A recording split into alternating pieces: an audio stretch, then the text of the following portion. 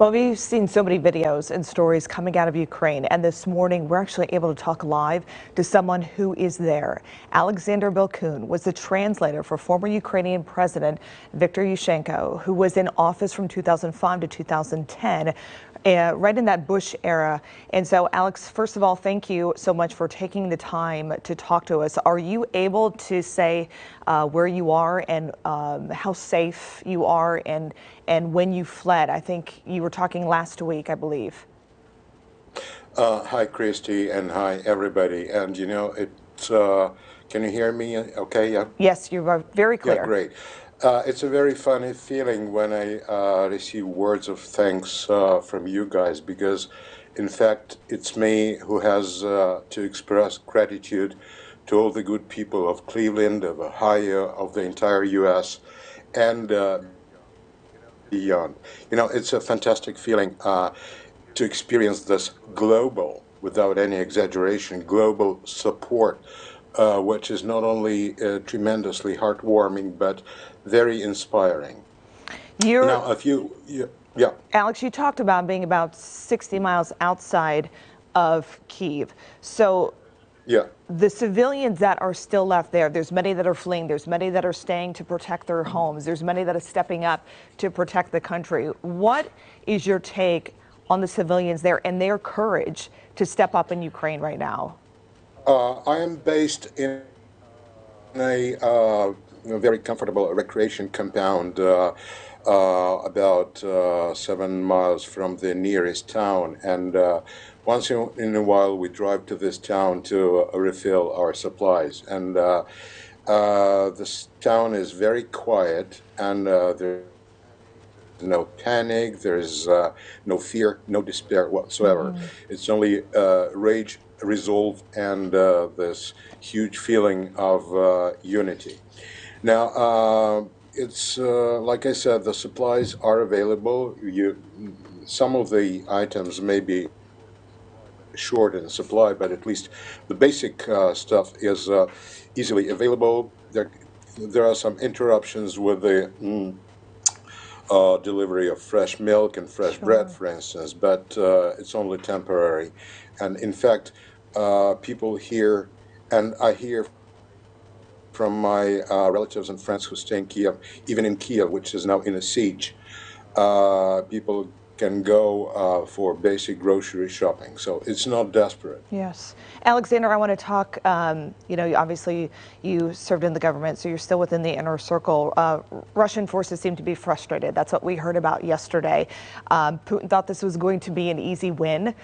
What are your thoughts as we stand again on day 6? I know he had put nuclear forces on high alert. What does that mean to you? Well, if this news was broken some 4 days ago, I would have been perhaps a lot more scared than I am now. And it's of course it's impossible to venture to try to analyze this sick manic's brain, because I'm sure that psychiatrists will write a lot of books about what happens when the extreme megalomania meets extreme mania of persecution. I mean, it's not analyzable for any sensible person. Alexander, But let me ask you this. You have had strong words about Putin. So tell me what your message is to him, as he seems to be losing support now, even from the Russians and other countries who have supported him. Well, the easiest way to express my message would be burn in hell, but it's not that easy to make it happen, I understand. Other than that, other than these 3 words, I don't have anything to say to this creature, because it's not a human being, and I do not talk to, I have no messages for somebody who is not from my league. Sure. Actually. Alexander, So other than, yeah. let's talk about President Zelensky. the powerful message coming from the First Lady of Ukraine yesterday. I'll read it for our viewers. She said, quote, "I will not have panic and tears. I will be calm and confident. My children are looking at me. I will be next to them and next to my husband and with you." And as we know, when one person serves in politics, the whole family, right, serves in politics. So again, you're in the inner circle with the government. Talk about President Zelensky as a person and the amount of courage he has had and all the support he's getting from other countries. It's funny to watch the people who used to refer to him as a comedian and clown, incapable of making important decisions.